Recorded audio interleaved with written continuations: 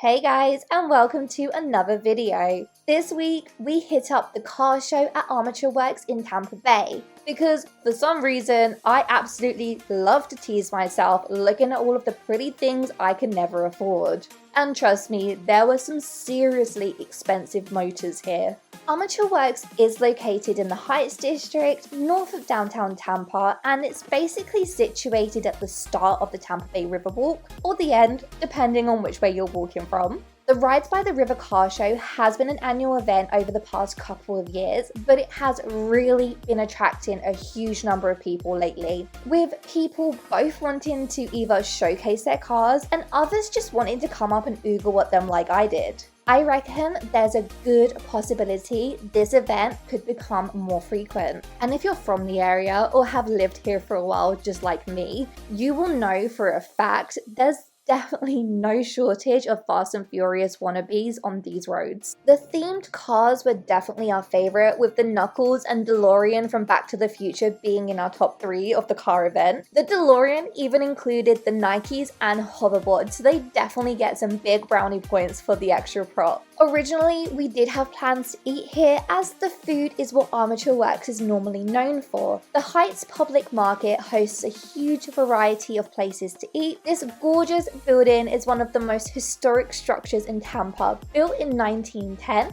it was originally a storage and maintenance area for the electric streetcars, which run even to this day. The building eventually stopped getting used for that reason though, and in 2018 opened its doors as this beautiful food hall. Luckily, the place still holds its rustic charm, and if you look around, you can still see all of the old pieces of equipment scattered around the walls and floors. Getting back to the food, and oh my goodness, you have no shortage of selection here. You have pizza, barbecue, Korean, pasta, ice cream. I didn't even get all of the food joints on film. You have about 15 food vendors inside, and then you also have the outside restaurants too. The weather was beautiful and we weren't quite ready to eat just yet, so ended up deciding to take advantage of this cooler air and went on a leisurely stroll down the Tampa Bay Riverwalk.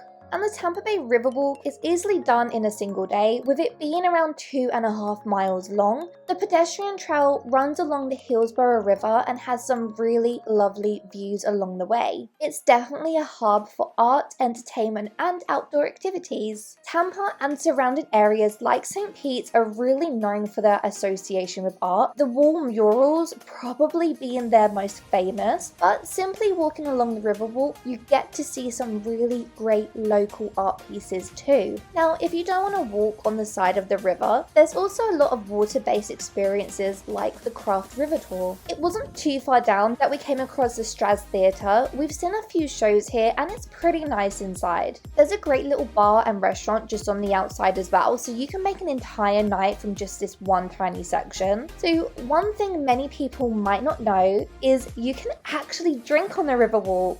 One thing I had to learn when moving to America is drinking in public places is kind of a no-no, but here for some reason you can. There's a couple of rules. So the alcohol has to be in a Friends of the Riverwalk cup, it has to be bought from a Riverwalk vendor, and you can't go past either the History Center or the Waterworks Park. Not too much further along the Riverwalk, you do come up to the busy road. You will need to cross over to continue the walk, and you're immediately greeted with the Tampa Museum of Art. But at this point, we were definitely starting to feel peckish and began our walk back to Armature Works. And if by any chance you are done with walking, which in the summer months does not take long at all, you can actually get a pirate water taxi back. These are scattered all the way up and down the Riverwalk, so you can jump on anytime you want to. As we are still technically in the winter months, it did start to get dark pretty quick. I have always thought that the Riverwalk is 100 times prettier during the evening. It illuminates pinks, purples, blues, and the light bounces off the water. It's just so picturesque. Well,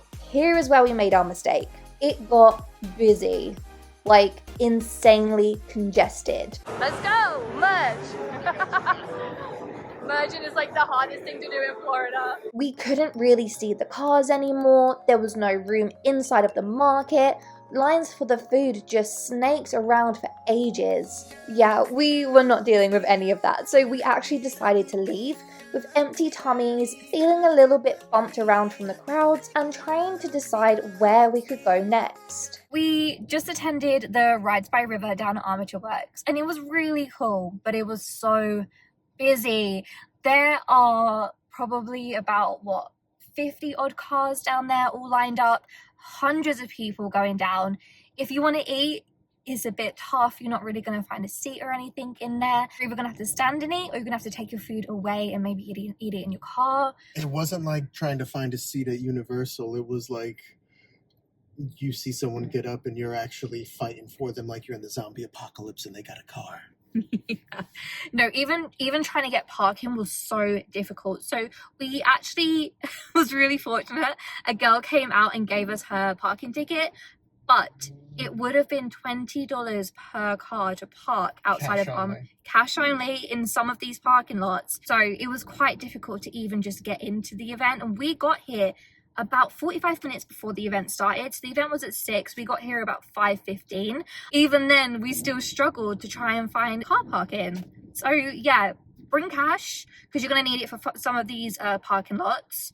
Come early and either eat before you come here or eat as you first get here before the event starts, because once that event starts, you're not getting anywhere. You're not sitting. It's a bit of a struggle to walk through. Yeah, it's difficult. We are now going to be making our way to, I think, a Korean hot pot joint, because we love hot pot. Feed me. Yeah, we are hungry. However, there were some really good looking places in Armature Works, so chances are we'll probably be back up just maybe a day in the week to come and eat, because during the weekends it is crazy. One eternity later. I'm going to tell you now, because that was absolutely disgusting trying to get out of that car park at Armature Works when an event is on. Get an Uber or a Lyft. Get a taxi. Get a taxi. Do not drive. I swear, if you drive, you will regret it. No Right? cap on God. Yep. Don't do it. No, It was wasn't awful. worth it. Not worth it. Not worth it. Drive and get a drink. No. No, you heard it. Sue. No. I meant to say, don't drive and have a drink. Ignore what I just said. So after a traumatic driving experience, we made our way down to Clearwater to the best Korean hot pot joint, 9 Spices Hot Pot. It's about $35 per person. It is all you can eat. You can get things like lamb, beef, seafood, crab, veggies, noodles. And I felt like being basic, so just went for the pig bone broth, but it was so flavorful. I highly recommend the butter beef as well if you like a little spice. For an extra $5 a person, you can add on the all-you-can-eat sushi. The presentation here is always fabulous, the service is top-notch, and it's super quick too. You can easily get your money's worth just between the chunks of meat and sushi. We ended our night on a high, but we'll definitely be back to test the food at Armature Works as soon as we can. Thank you so much for watching. Be sure to like and subscribe, and I'll see you on the next one. Bye guys.